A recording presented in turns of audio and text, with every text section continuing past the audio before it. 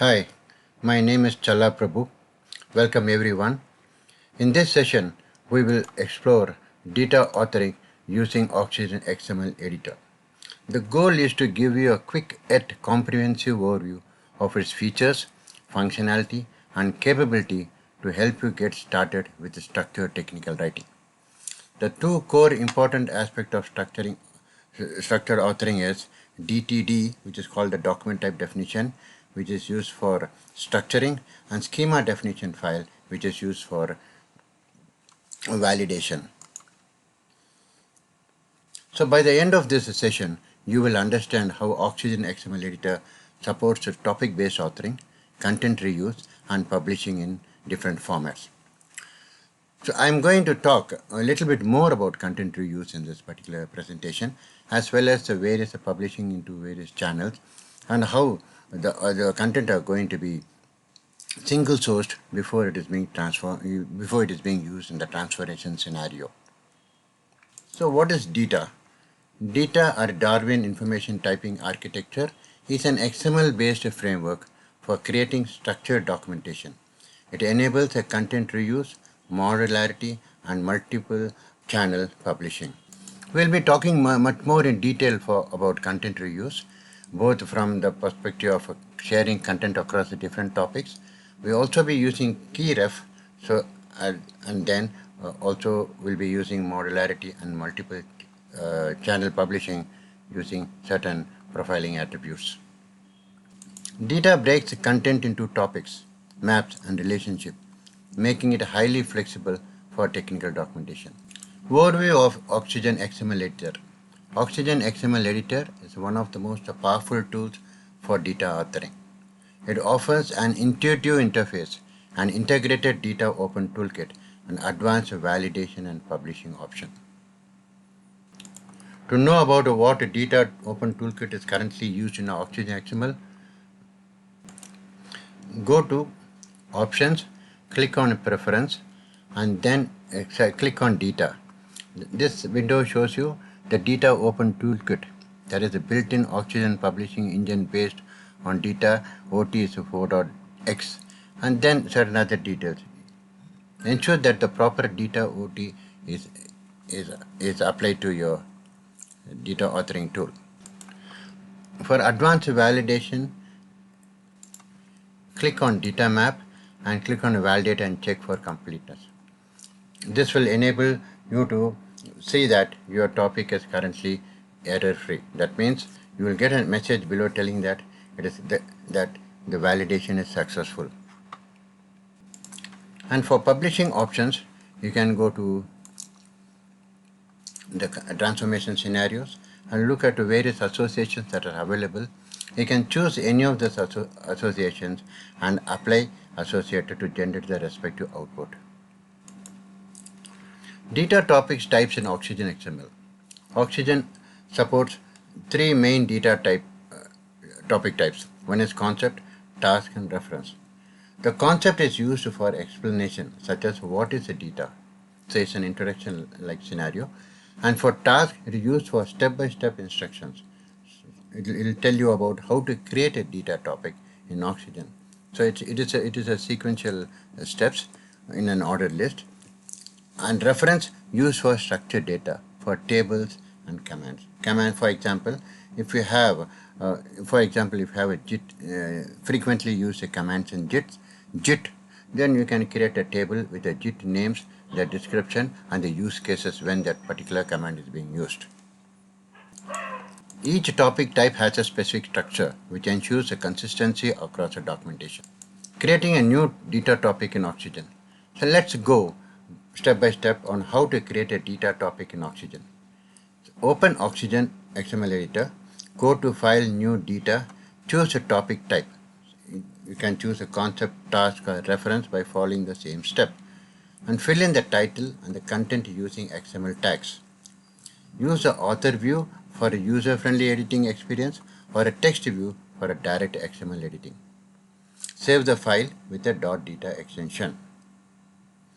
Note, you can now see a structured data topic with elements like title, body, paragraph, unordered list and task for procedures, which means that for each topic that you select, the structure of the data topic will be different.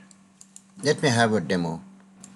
As I said, you navigate to File, New, Data, and choose the topic type. So if you see that, you will get this dialog box called Choose a File Template. And under the topics, you will have concept, gloss entry, reference, topic, and topic type. So remember that all these topics have the same .data as a file name extension, but it is recommended that you prefix each file name with the first letter of the topic so that you can easily differentiate what type of topic types that particular file comprises. For example, you can have, for a concept topic, you can see C underscore and the name of the topic. For task, you can have T underscore, the name of the procedure, and for reference, you can put R underscore and what that table actually represents. What, for example, specification. This particular slide shows how the topic types are selected by navigating to File, New, and the respective topics under the data folder. This is creating a data map. A data map organizes multiple topics into a structured document. Okay, what is the analogy for data map? As usual, you think of a data map as a table of contents for your document. Okay, so what is the how do you create a data map? Go to File, New, Data Map. Add topics using topic ref elements. Arrange them hierarchically for navigation and save as .data map. Remember that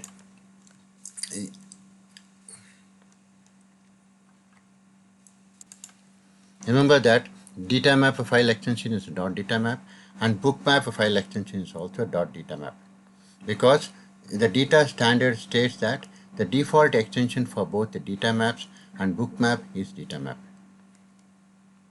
So as I was interacting with Radu Karovu, the OxygenXML editor, he gave this following link to share with the technical data community at large. So this is a file name extension. So Dita uses certain file extension for topics, maps, and conditional processing profiles. Okay, so the file that contains the data content should use the following file extensions. If you are creating concept top references, those files will have a .data extension, which is usually preferred. And data map will have .data map as a file name extension, and a conditional processing profile is called the data val. The conditional processing file is the filtering file, the file that you use to filter content for your output. For example, if you have two mobile devices with a different specification and images, and you want one single topic to be used to generate output for different mobile devices, you will use a data val as a filter to filter the content at the runtime and transform that and use the transformation scenario to publish the output accordingly. So if you see the OxygenXML editor here, you will see bookmap and map under the map. So but the navigation is the same. You have to go to File, New, and then choose Data, and under the maps you have bookmaps and map. Remember that the file name extension for bookmap and map is going to be .data map itself. So as I mentioned before, while interacting with Rado Kurovu, the product manager of OxygenXML, he has said that the data standard says that the default extension for both the data maps and bookmap is data map. He also shared the link which I just showed you a few minutes back, and there is no bookmark recognized extension. So this is for making the information more authentic to you people, that it is information that has been shared from the product manager of OxygenXML editor. The couple of slides are going to be very important now, because reusing content with OxygenXML. Because if I just create a content in all these data topics like a concept, a task, and reference, and then do a transformation scenario, then it's basically like the same output is going to be reproduced across all the scenarios that I am going to show you. But that is not the essence of this particular single sourcing solution. that I want to show it through OxygenXML. I have to show you the content reference, also have to show you the key reference and also the Dita well reference. Because one of the biggest advantage of Dita is content reuse. So Oxygen allows authors to reuse the content efficiently. So use conref to reference the content from another topic. So what does it mean is you can use a conref to use IDs generated inside a particular topic with another topic and reuse that particular content, so that the content that is being reused will be referring to the source location, and therefore there won't be any duplication of content. And the second one is going to be key ref, because it's going to be key reference. We'll also see how it is being created. So it has an indirect reference. Okay, it doesn't have a direct reference, it has an indirect reference. We'll also see that. And next is use the Dita well files to filter content, because we know that there are various profiling attributes which are pre-configured profiling attributes from OxygenXML. You could probably use them and then filter the content using conditional text inside your Dita document, so that your end result will not be the same content as you see in your topic, but it could be based on the profiling attribute. For example, if my audience is going to be an experienced user and a novice user, I could just apply some conditions onto my content in the topic, and then apply that condition during the transformation process and print only those conditions. For example, I can just print content only for expert audience and content only for the novice audience based on the profiling attribute.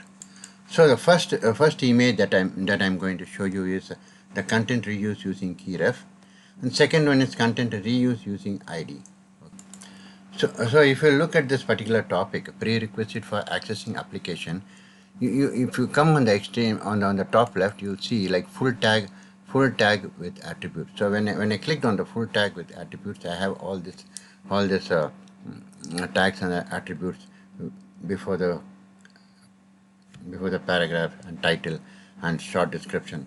But when I come inside the topic here, when I come here, if I want to reuse this particular content in some other topic, then I have to create an ID. So I'll generate a ID. Only then I'll be able to reuse that particular ID. So this is an example, but for more details, we'll explain you later. So I generated a ID.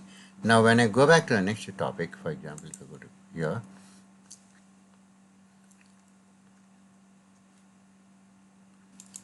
I can click on this. I can click here, then choose reuse, then the reuse content. I will go and select the location of that particular file. I'll go and select the location of the file, for example. Okay, so I have the list of all the target IDs below. So based on the particular ID that you have generated for that particular content, you will choose that ID here in this particular content source, and then you insert and close. You will see that. So when you incorporate that reuse that content using the generate ID, the content cannot be modified or cannot be deleted or cannot be added. You have to make changes to the source content, because that is the content that is being referenced inside in this particular document. We'll use a key ref for indirect reference. So in order to use a key ref, you will right click on the topic and use append child and come and create a key definition with the keywords or key definition. Okay, so for example, if I click on the key definition, I come to the insert a key definition. So here I would give a file called image. Then I'll go to the target. Then choose the image file here.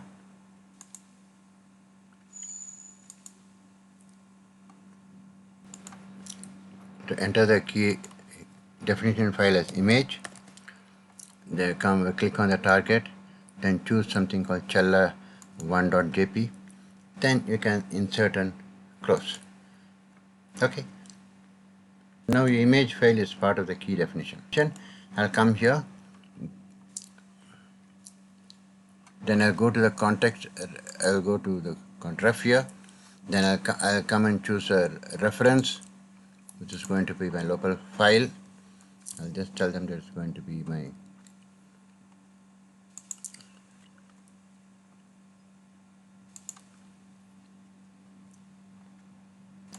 so I'll choose a domain forest here, then can open, click on key definition, click on January image, say OK. So see that, and one more important thing is at the below in the reference detail section, you have to select image as the element name. So ensure that you select image as the element. Otherwise the image will be, otherwise only the path of the image will be entered in the document. You won't get that image inside. You won't get the image embedded into the document. So what is the advantage of using key images here? See, once I inserted the key refer here, I also have, there are a couple of images in that particular thing. I can choose either this, or I can just go and enter the same image and bring back the train here. So the key reference will help me to quickly indirectly enter the images into the document without going and finding out the exact source location of that image. Now we will talk about the Dita well files. Those are the filter wise, or they are the profiling attributes that are applied to a document. These are very essential because if we do not use the content ref, a key ref and data well inside the particular content, the content is going to be just a normal content that in each topic that's going to be transformed as an output to various devices or any other target files. So unless and until these controls are imposed in the document, then it doesn't become a single sourcing solution. Now let me show you this. This is called the profiling, and this is called show profiling colors and styles, show profiling attributes, show profiling excluded, novice, expert, challa, prabandal. So these are the certain conditional text that I'm going to apply on this content, so that when I generate a transformation scenario, this particular content will be delivered as a target on various multi-channels based on the conditions that are applied. So now I'm going to apply some conditions. Okay, I'll right click on this, go to edit properties. When I go to edit properties, you'll find the targets, the keys, attributes and metadata. So when I click on key attributes, it shows that the current topic that I have selected has a export profiling attribute called export. That means that this document is going to be printed. The content that are available for you are going to be printed only for export. Okay, and then if I come here for profiling, you have to know that these are the pre-configured profiling attributes that are provided by OxygenXML. So if I go to, or if I choose anything and apply this particular attribute, okay, at the runtime I'll be able to generate that particular thing. Okay, let me apply and show that. Okay, I will have this here. I'm going to attribute. Then let's say it is for this only for export. You see that it's grayed out, right? You see it is grayed out, which means that this topic will be printed only for export. So if I come here and say that I want for export, these are the topics that on the left hand side are going to be will be printed for the exports. Second thing, you also find some checkbox with blue color. That means that that particular profiling attribute has been associated to that particular topic. So since it is a parent topic, any other child topic below that will also inherit all the properties of that particular profiling attribute. So this is very important. And inside the content, if you see all these colors, they are all certain attributes which have been associated to this particular content, which means at the runtime, that is at the time when I'm going to generate the output for various channels or devices, only those contents will be taken for printing. Okay. Now let me know what will be the output that will be generated for this now. Okay, so I will go to I'll go to the configure and transformation scenario. Then I'll click on this and click edit. Yes. Now if you come to the filters, you will know that the user profile condition text is going for exports. Okay, this says that whatever the condition that is currently there in the document will be for exports. Okay, whereas if I go and choose no if I go and choose a novice, this particular document will be printed for novice. So these are runtime configuration. The pre configurations are attributes are.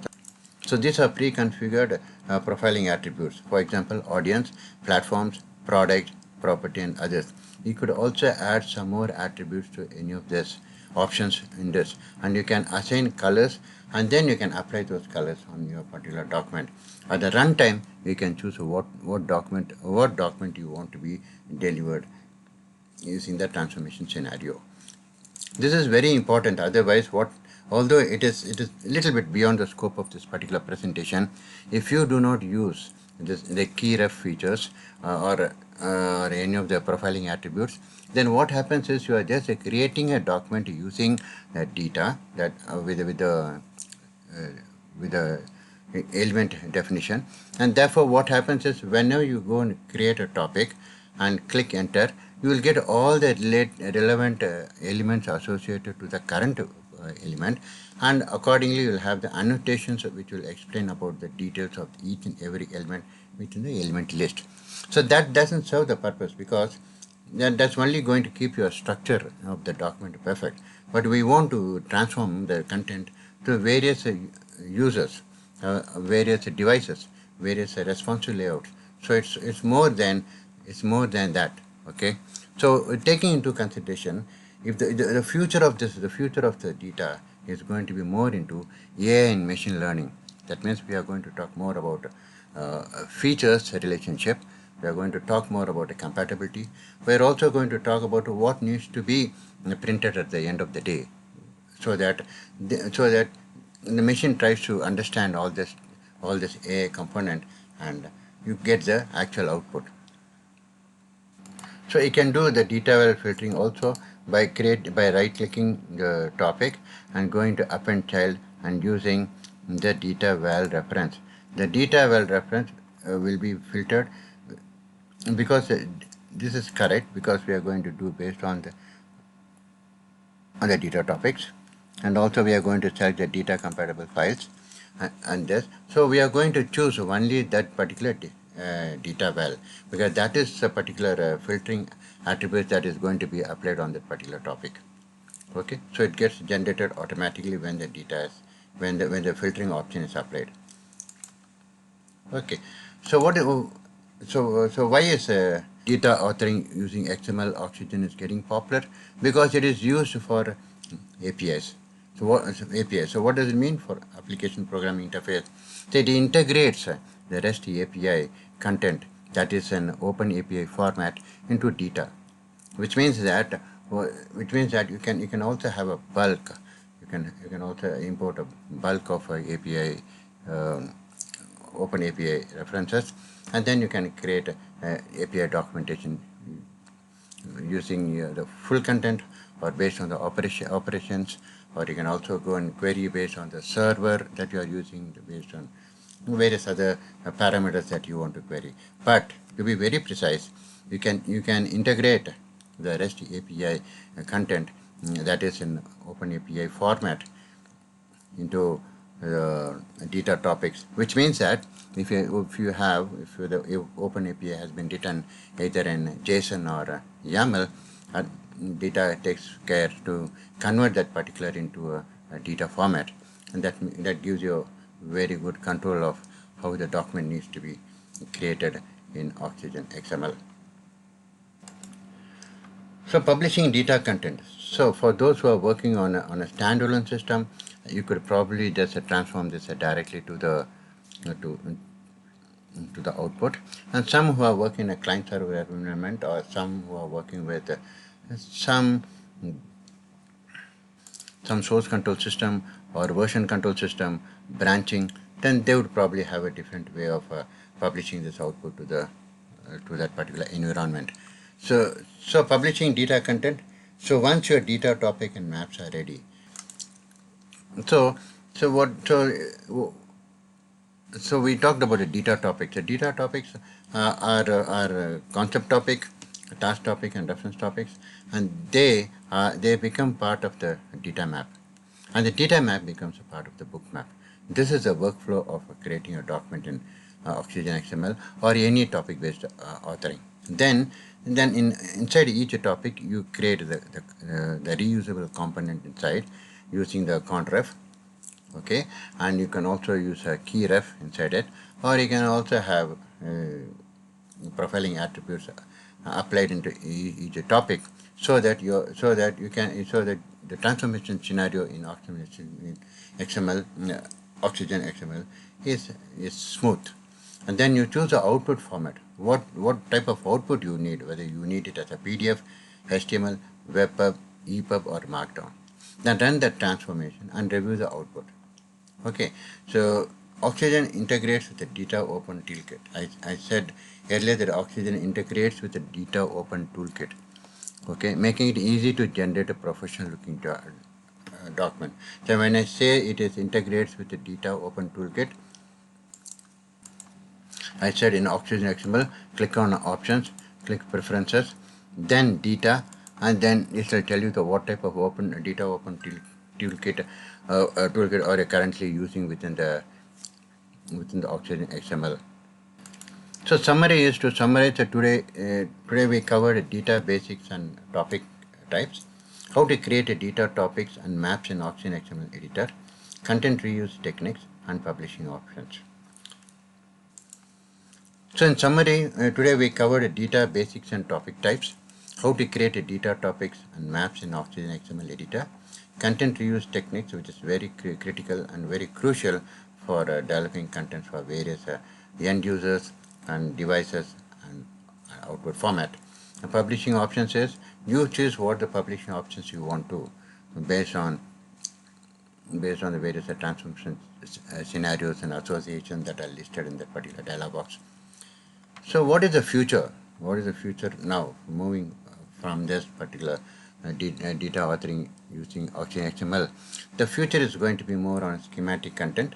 So since we have already been there in the structured content, we would probably be needing to add more information to make it more applicable to the reference part of it, the compatibility part of it, and then we are trying to use more profiling to take control of the output of the particular content within each and every topic.